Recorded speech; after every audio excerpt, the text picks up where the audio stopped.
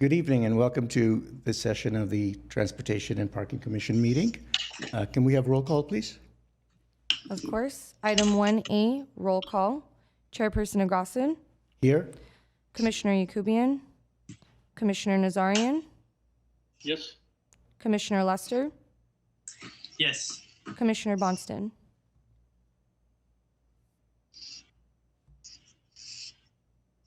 Yes.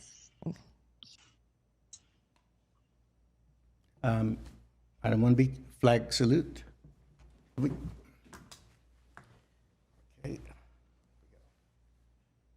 I pledge allegiance to the flag of the United States and for the nation for the republic for which it stands, one nation under God, indivisible, with liberty and justice for all. That was mixed up. Okay. Great. Thank you. Item 2, posting of the agenda. I'm sorry, I forgot. I want to welcome our newest member, Shona Bornstein, and she's replacing a previous commissioner, Aram Shahakian. And so very welcome. And hopefully we'll be seeing you in person at the next meeting once things start to move around here. So again, really warm welcome. Thank you. You're welcome. Very happy to be here. Great. It's fantastic. Can we have the posting of the agenda, please? Of course. Item 2, posting of agenda. The agenda for the Monday, June 28th, 2021 regular meeting of the Glendale Transportation and Parking Commission was posted by Thursday, June 24th, 2021 before 5:00 p.m. on the bulletin board outside of City Hall. Great. Thank you. Item 3, can we have an approval, a motion to approve the minutes? Item 3, approval of minutes. Approval of minutes for the regular Transportation and Parking Commission meeting of February 22nd, 2021. Can we have a motion? Motion to approve. Okay. I second it. We'll do a roll call. Yep. Chairperson Agrasin, Yes? Commissioner Yakubian, Commissioner Nazarian, Yes. Commissioner Lester, Yes. Commissioner Bonston. And actually, practically, she wasn't in the meeting, so yeah. Okay. Great. Thank you so much. So moving to our next agenda item, which is our only agenda item today, is a report. And it's the mobility study session and project update. Chairperson, yes, we have a report on the West Glendale Sustainable Transportation and Land Use. Oh, sorry, I was looking at the wrong one. And we have Bradley Talbert from CDB who's going to do the presentation. Perfect.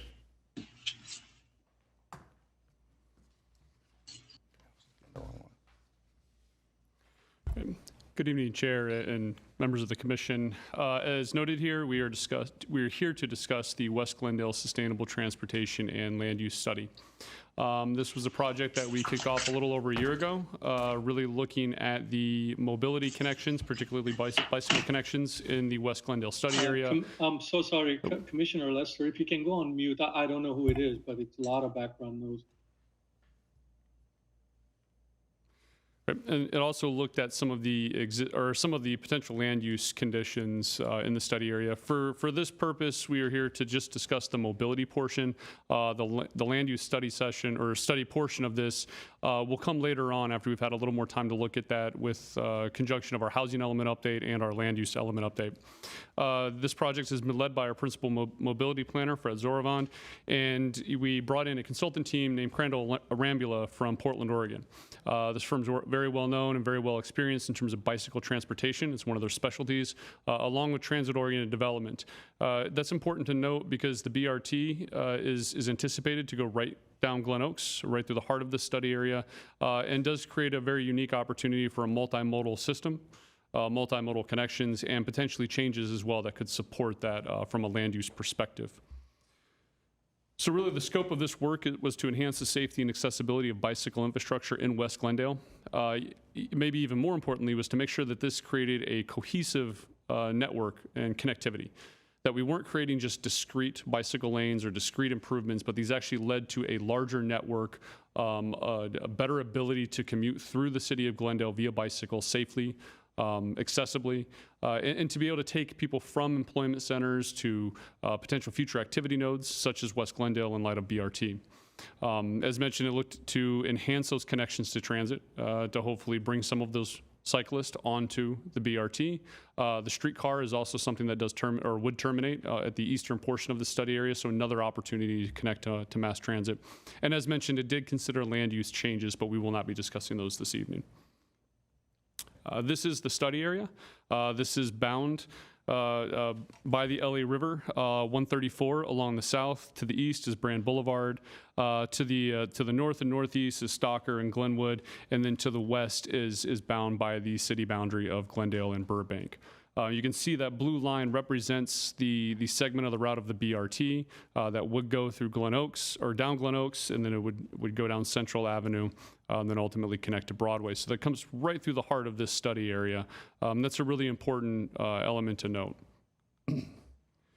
This is just a sample of kind of existing conditions of Glen Oaks Boulevard. You can see several lanes, but most importantly, it's the bicycle lanes. And that's really what the bulk of this study was to look at, was how to improve those bicycle connections, create a more safe and accessible route.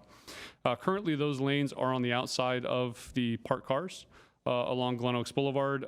If you're familiar with cycling at all, you know that's not necessarily the safest condition, particularly on a street of this speed and this volume of traffic. And this is an opportunity for us to make that a safer route, something that is more accessible to a broader cross-section of the population rather than just an avid cyclist, but something that feels safe and comfortable for users of all modes. As you can see highlighted in yellow, shows the bicycle lanes on the outside of those parked cars. The consultant team put together a couple of alternatives for us. One is looking at and actually we'll look at this first. This is a view from Google Streets View. Again, you can kind of see that bicycle lane on the outside of the parked cars as a condition on both sides of Glen Oaks. Again, kind of creating a high risk of exposure. Not a whole lot separating cyclists from moving automobiles. But two configurations were proposed by the consultant team. The first is really looking at a parking lane configuration. It's important to note that either one of the configurations that we present this evening do not take away lane capacity. That is already being done by the BRT. Rather, this is just looking at a reconfiguration in light of BRT taking some of that space for the bus rapid transit. But this proposal looks at putting the bicycle lanes inside of the parked cars. The parked cars providing that sense of barrier, that sense of protection and enclosure. You can see in this graphic the green lines on the north and the south side of the image. You can see the pinkish colored line or lanes there. That's the lanes for the BRT.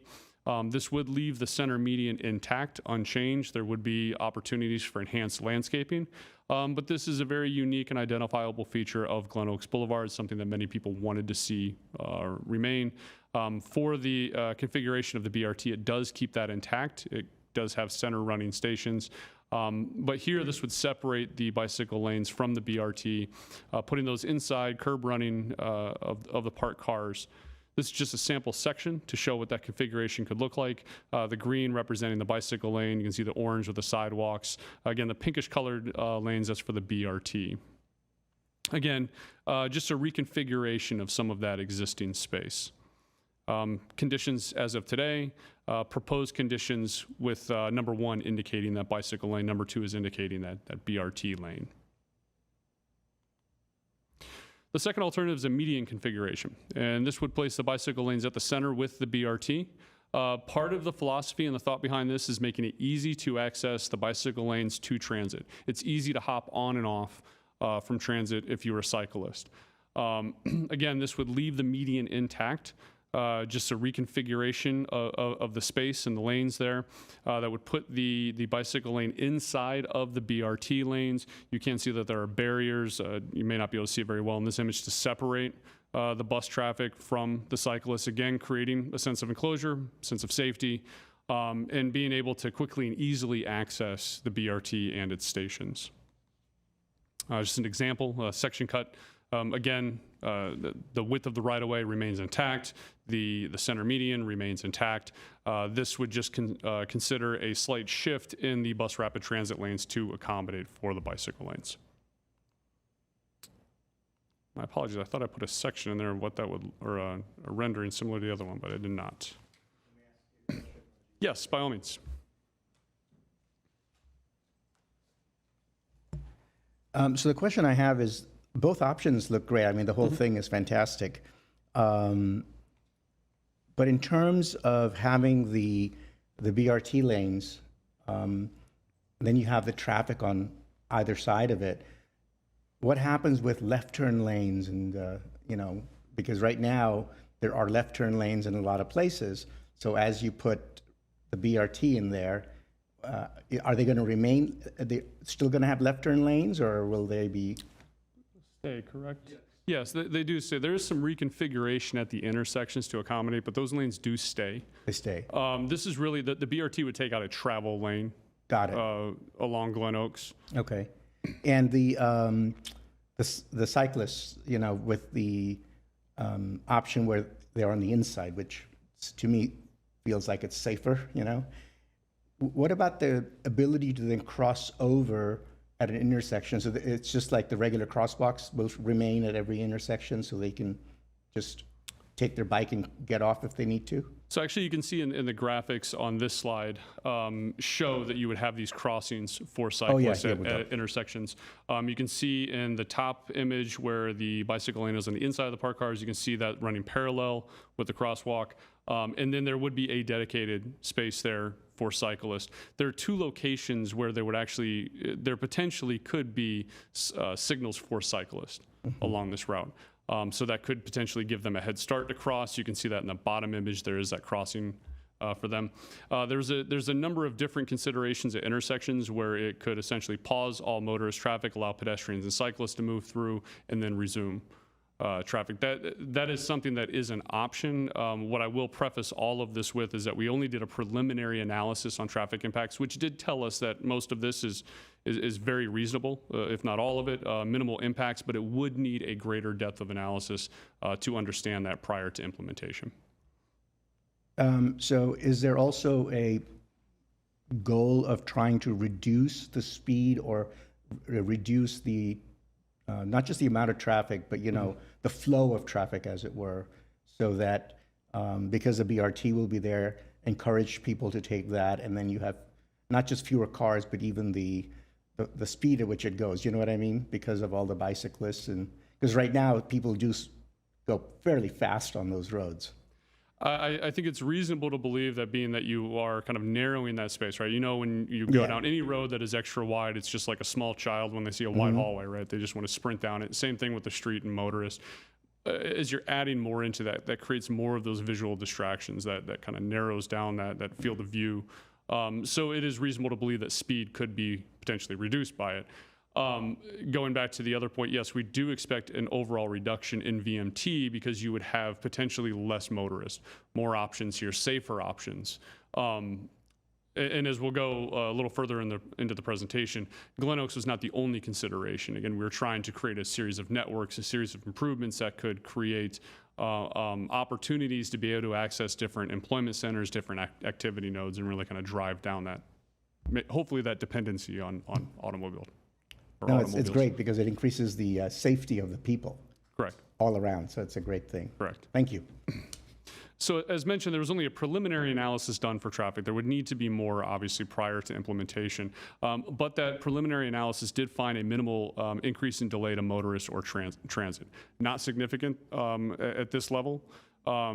As mentioned, there's opportunities for two intersections with bicycle signals. One would be at Glen Oaks and Western, the other would be at Glen Oaks and Pacific. That found to create a 2 to 7 second delay in automobile traffic. So again, nothing too significant. Again, the potential trade-offs as well to encourage more cyclists, hopefully reduce the number of single occupant commuters and drivers. And overall, a reduction in VMT, which is one of the goals here, right? SB 743, as we transition from a level of service measurement to a VMT, trying to create more opportunities for those connections between places of entertainment, places of work, and home, and encourage people to get out of their automobiles. And that really being done by enhanced and safer infrastructure, but again, also a broader network. While we talk about the Glen Oaks, this does look at a complete streets framework, or what we identified as other priority projects. You can see that pink line really representing that spine, that core, the bicycle lanes that we had just discussed, plus the BRT. But you can also see those blue lines along Western and Flower and Grandview connecting to the Riverwalk Narrows. Opportunities to connect right now what are essentially discrete elements of bicycle infrastructure and being able to connect people to employment centers and centers of activity. So this study looked at improving some of those tangentially related streets, trying to broaden that network of kind of safe corridors and safe travel for cyclists. The first of which is the Western Avenue corridor. This looked at creating a protected bicycle lane between Glen Oaks and Flower. It would require reducing lanes from 4 down to 3, but it would also incorporate multi-use paths and improve crossings for pedestrians and cyclists as well. These images represent some of those potential changes. The top one being the Glen Oaks to San Fernando Road segment. You can see right now, relatively wide road, lack of bicycle infrastructure. The image to the right shows a two-way cycle track. Again, removing one of the lanes, but maintaining the center turn lane that is there. The lower image is looking at the viaduct. This not impacting the number of travel lanes, but creating more opportunities for pedestrians and cyclists. Again, trying to create more of those safer connections. The other is a Grandview Avenue corridor. This would look at creating protected bicycle lane, which would also result in a reduction of travel lanes between Glen Oaks and Flower. Would also look at creating more improved crossings, some pedestrian refuge islands as well. Again, really looking at this from a complete streets perspective, trying to elevate the priority of non-motorized transportation. You can see in the top image there, yes, my apologies. Again, creating another two-way cycle track. In both of these examples, you would be preserving the on-street parking that is there. That was one of the critical components, was being able to preserve that as an amenity for the businesses that are there. I will touch on the public engagement portion of this a little bit later on. There's still more work to be done on that as COVID-19 impeded some of that work. But we did look at that as a priority, being able to maintain some of that parking, but still being able to create space for cyclists. And then also the Flower Street corridor, creating a multi-use path, class 2 bicycle lane. This would maintain the number of lanes. That would not have that impact to it. You can see in this graphic, this shows an enhanced median, bicycle lanes on both sides of the street. Really a lot more room to be able to play with on this street as it is much wider. Implementation for these projects, the Glen Oaks corridor, that is estimated to be around $20.6 million. Western is about $5.7 million improvement. Grandview would be close to $7 million. So some of the... Where's this money coming from? I'm actually going to touch on that right now. It's a very good question. So this did receive the support of the Metro Planning Committee and their board. We have their support for implementation and for them to provide some of the funding for this, particularly the Glen Oaks corridor, being that they are using some of our space.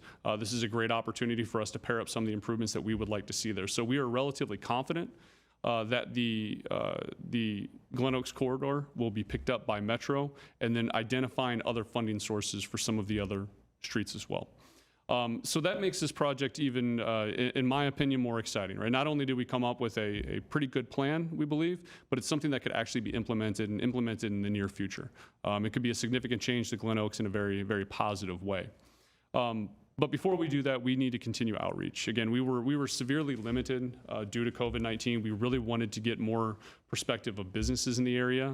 Disney is a very good example, but obviously their commuting patterns changed entirely during this time. So we were not able to get meaningful feedback that we believe could have informed. This is why we're not coming to you saying we have a preferred alternative between those two bicycle lanes. We really want to get the feedback of the public, of businesses in the area. Which one do you prefer? How would you use this one? Which one do you feel safer in? We still have some opportunities for some temporary pilot projects to test it out. Maybe a week kind of installation of a segment. That was something that we had planned, but we had to kind of put that on hold as well. But we would like to be able to get that kind of feedback and user feedback from it.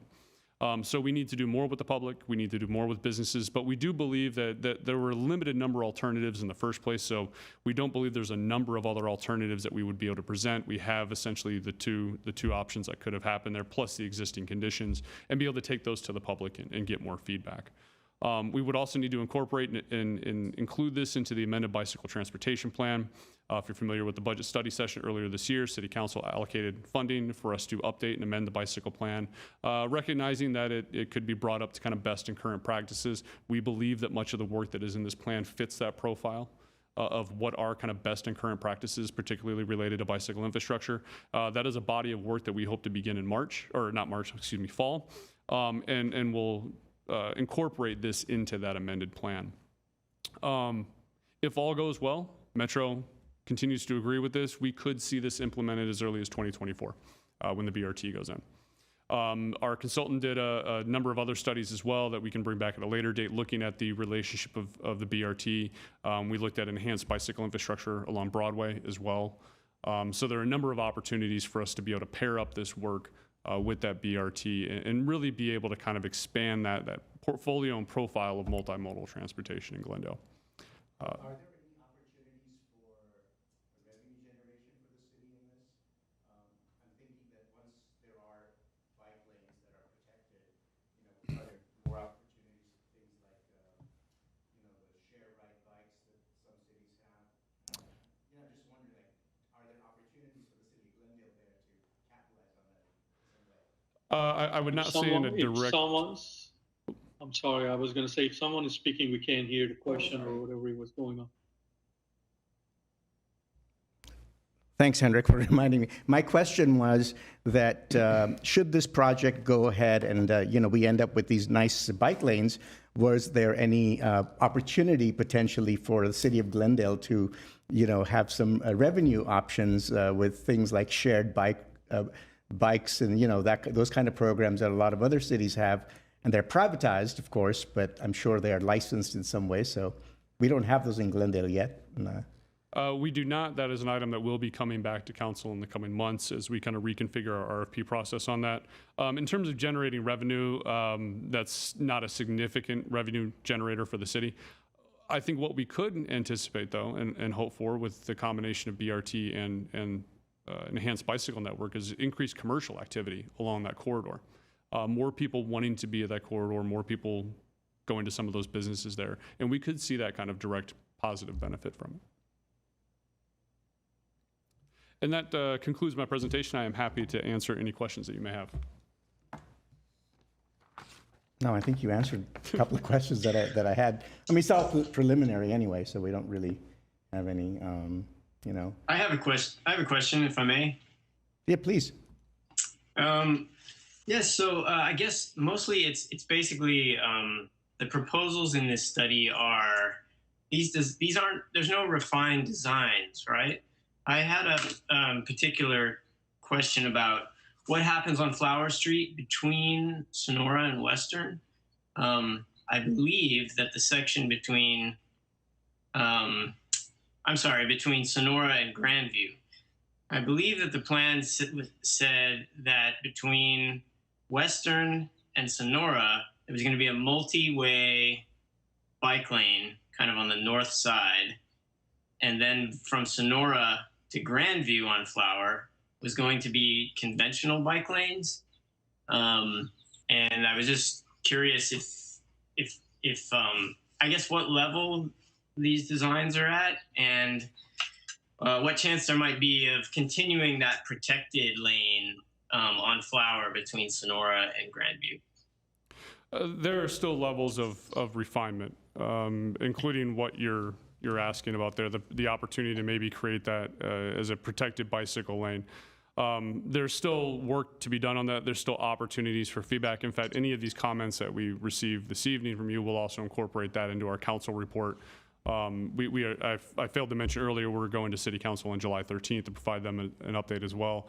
So that is a comment to add to that report, but also to consider as we move forward with design refinement with additional public engagement. Okay, thank you. Is it okay if I continue? Yeah, please go ahead, Eli. I meant to start out by saying that this is a very exciting set of proposals and a real game changer potentially for the city. Really fantastic. I also, did you want to take, are you taking all and any type of comments, including like, what is the preferable configuration for Glen Oaks tonight, or are you just giving us the presentation? We'd be happy to take your comments and offer that feedback back to the council as well, and also in future public engagement. Okay, I would just real quick speak up for the parking protected option, which was the first one. Just having been both a driver and cyclist over the years on Glen Oaks and experienced the bike lanes in particular as they are, I think the parking protected bike lane would be the more secure feeling one for the all age and skill rider. And I also think that when it comes to destinations, that the lane that is close to the businesses is much more accessible for people on bikes. So while the lanes that, if there were bike lanes on the median, you might be more efficient going through, but the lanes that are on the outside near the businesses, you're more likely to stop and patronize the businesses. Those were that was my comment on Glen Oaks. Thank you. So I was going to ask you, the parking protected lanes, is there an actual barrier between them, sort of a tall barrier? I thought it was just, oh, there is a barrier. Yeah, there actually is a curb separating them, plus you have the protection of the automobiles. Right, but how tall is the curb? I believe it's 4 to 6 inches, if I'm not mistaken. Right, so my only concern with that, which is the way things are even now, is a lot of times people aren't paying attention and they're opening their doors. And of course, it's the responsibility of the bike rider as well, but that also can, so you're protecting in one way, but the other way doesn't change anything. Whereas the center median version would protect the bike rider from that. That is correct, and that is actually something we did factor into the parking lane configuration. Earlier proposals actually did create kind of a larger space, almost a median for the bicycle lane, if you will. But pragmatically, that wouldn't have worked in terms of configuration. It would have required narrowing out the median, further impact the travel lanes, things of that nature. So yes, it does still pose that kind of impact of the dooring situations from the passenger side. I would say that it's a vast improvement over the current configuration now, right? The exposure plus the dooring from the more common side of the car that opens up being the driver's side. But there is still that potential. I ride my bike over in Glen Oaks, and that's the one thing that terrifies me is, watching people go in and out of their cars. Not the drivers, it's the parking ones that, you just never know. And the other benefit to that as well, and Commissioner Lester brought up a really good point, right? You're very close proximity to businesses. You also prevent automobiles from parking inside the bicycle lane as well. We hear that complaint quite a bit. I see that occur I live right on Central Avenue and see that all the time. This does prevent that from happening. So not much will impede or block that bicycle lane. That's... Go ahead, Eli. It was me. I was going to say, I thought I saw in the Glen Oaks section there's a bollard between the car and the bike lane, so I don't think it's a curb, unless I missed it. To go back to the section, I think in both scenarios there was a bollard between the bike lane and the cars.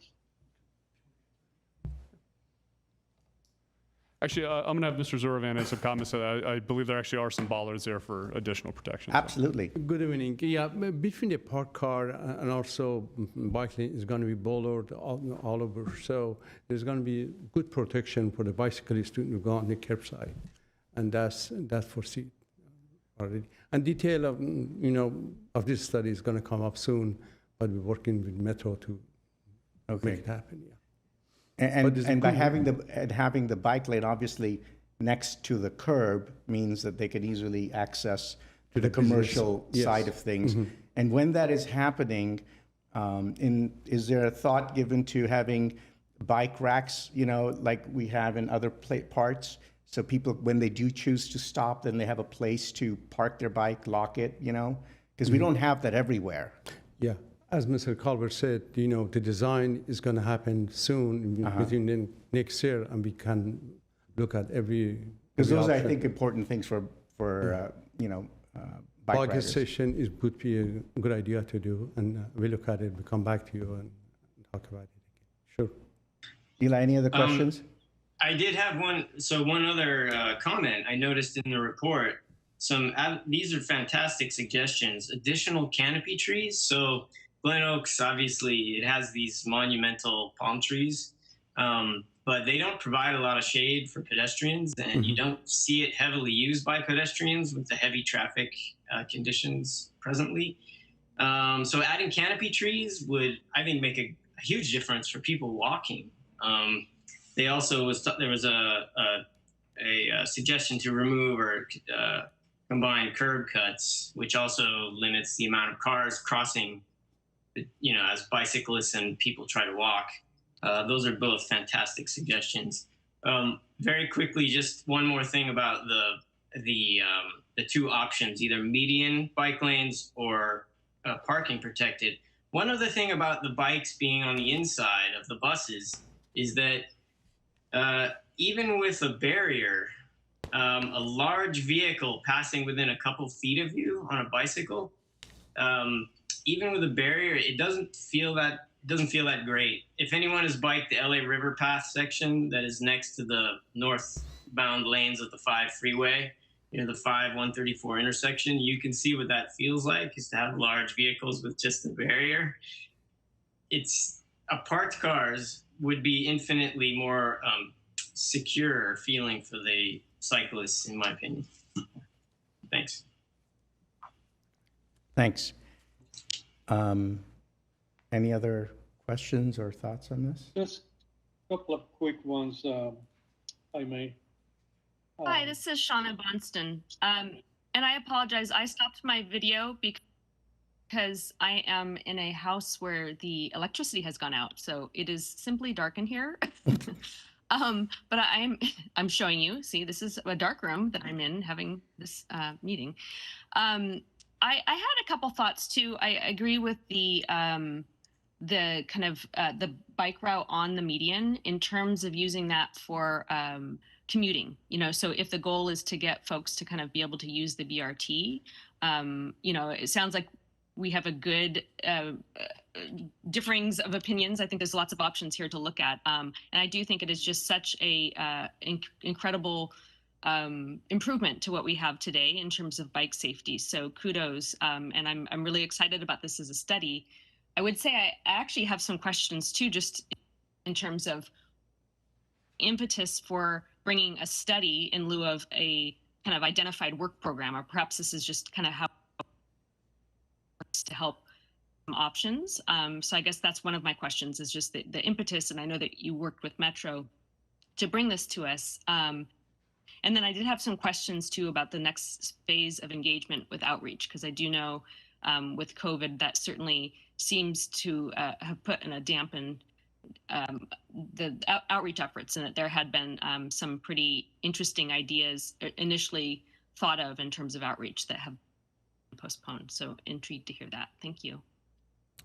Correct. So most of the outreach has occurred via online. This project does have its own website, which we hope to continue to build on.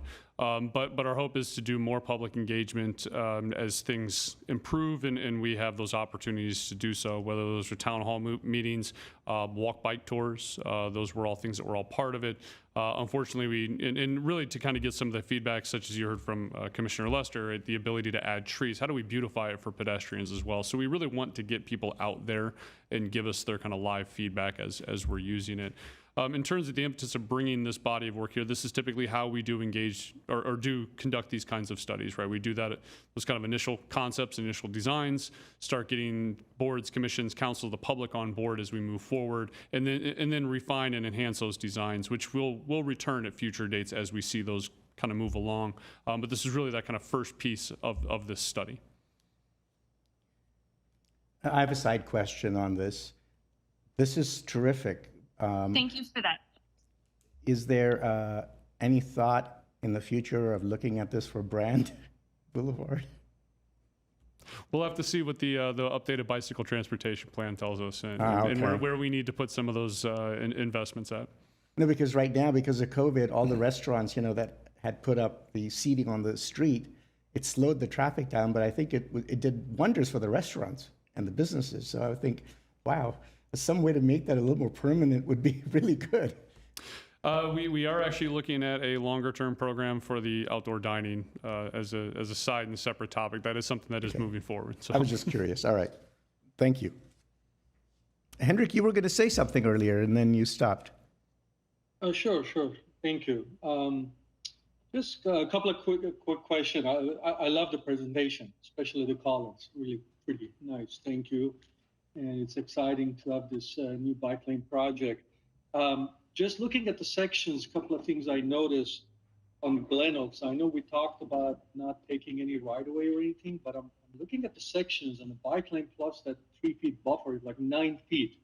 I'm pretty sure our existing bike lane is nowhere near 9 feet. So are we taking from travel lane, pushing them down to 10 feet each, which I'm assuming our traffic engineer is okay with 10 feet lanes in Glen Oaks. Is that the case, or we're taking it from somewhere else that I don't know? yeah, go ahead. On Glen Oaks Boulevard, are you referring for the bicycle lane on Glen Oaks Boulevard, yeah?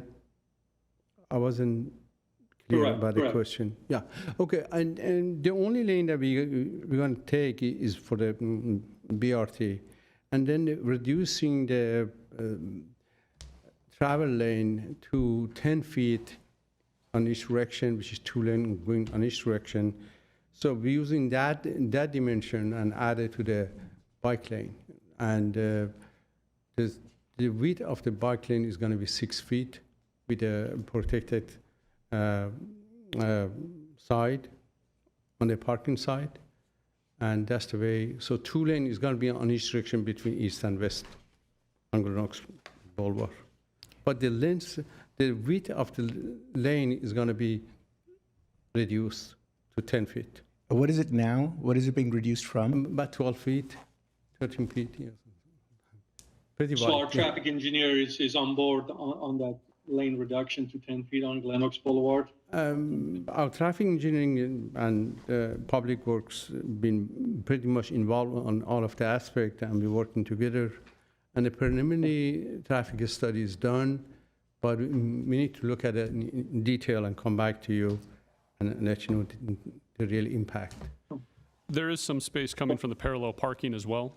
I believe that's currently at 8 or 9 feet, and it would come down to approximately with I think 10 feet. curbside, it would come down to 7 feet. So we can get a couple I feet from there noticed you too. I noticed that you're making it absolute minimum 7 foot. Yes, that's good. Okay. Pollard, on the slide, it looks fantastic, this green. Is it really what we're going to do for the striping of the bike lane, especially the crossings and everything, or that's just for slideshow? No, that is part of the design. So we will see those green crossing on Glen Oaks. We were not trying to do visual swindle here. That is the intent. Now, granted, that decision, the final decisions, are always come down to additional analysis and city council's direction. But right now, that is what this plan calls for. Okay. And right now, the staff, when you're going to present this on July 13, are you going to recommend one or the other, or are you going to present both? Is the staff going to recommend one or the other on July 13? We would prefer not to make a recommendation on it right now. We would like to, take the commission's feedback on this. But again, we still have more public engagement we would like to do and be able to get more of that input. I think we've heard two sides already this evening. One would increase transit ridership, which is a definite plus. The other one makes this place more of a destination rather than a pass-through and could potentially help businesses. So I think there's two sides to that, and we would really love to get more of that input from the business community and from residents before we were to go as far as to say which recommendation would be best. I see. I know I had a couple other questions, and I'm a little lost on my notes here. I'll pass. I'll come back to them. Thank you so much.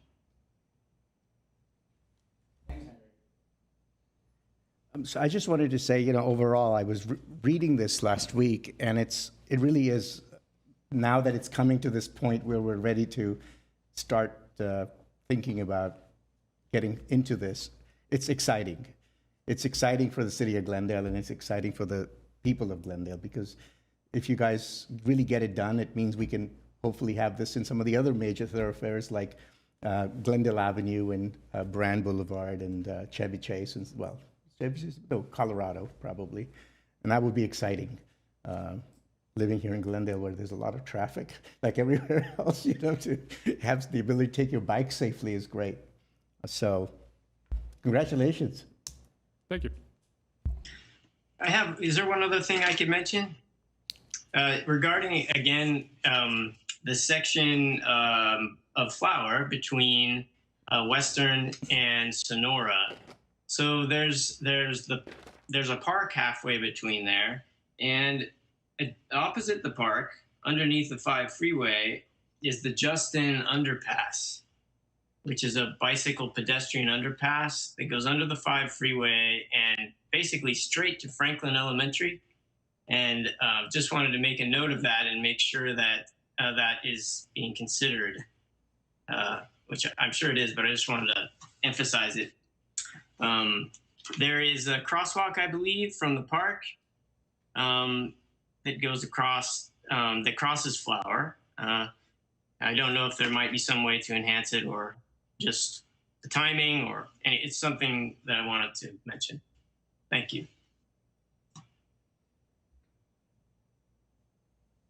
Great, thank you. Anyone else? Any more thoughts, questions? Hi, this is Shauna Bonston again with Electricity On. Welcome back. So that's why it was so dark. Thank you. When I showed you guys must be like, where is she in Glendale? Like the deep, deep woods of Glendale where it's that dark. I just wanted to add in my support also for the pedestrian, any, pedestrian improvements and certainly street trees. And I think it's just really thrilling to see this here. I hope you're probably spoiling me that we don't get to always see such, positive projects, but this is definitely a good one for and diverse mobility options. So thank you. Sure, thank you.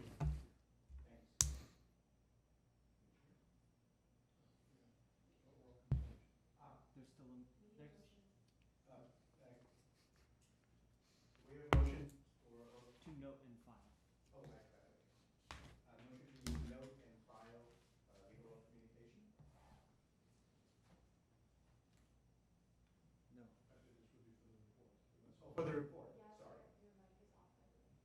sorry. Can we have a motion to report and to file the report? To note and file the report. To note and file the report, sorry. I'll make the motion. Great. I'll second it. Can we have roll call, please? Chairperson Agrasan, Yes? Commissioner Yakubian, Commissioner Nazarian, Yes, yes. Commissioner Lester, Yes. Commissioner Bonston.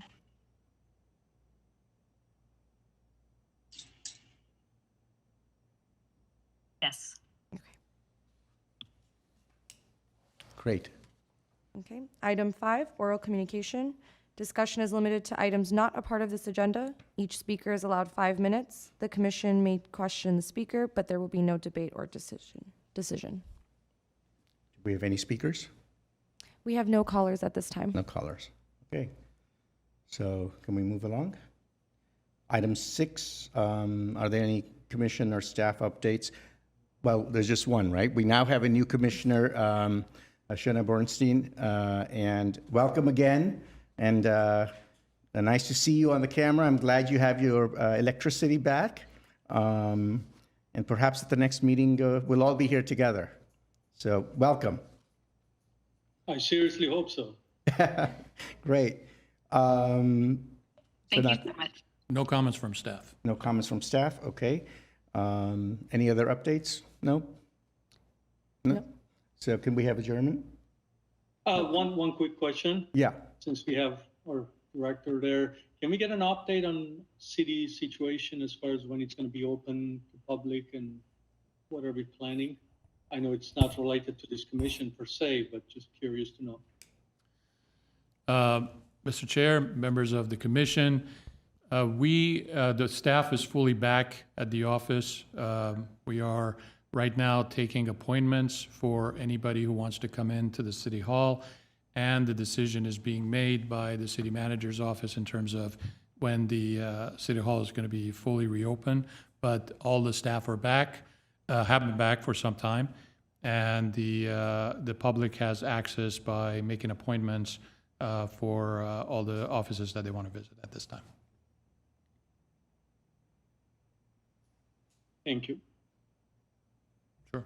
Well, that's an improvement from before, when we didn't know when someone was in or not. But hey, that's COVID related, right? Great. Can we have adjournment? Item 7, adjournment. We just need a movement in a second. Can we have a motion to adjourn? Sure. Motion to adjourn. Second? Anyone? Fine, I'll second I'll second it. Oh, go ahead. Eli Oh. seconded it. I'll second it. A roll call, please. Do we need roll call for that? We do No, not we need a do roll not, call. right. Okay. Great. Thank you so much, for everyone. Meeting's adjourned. Thank you.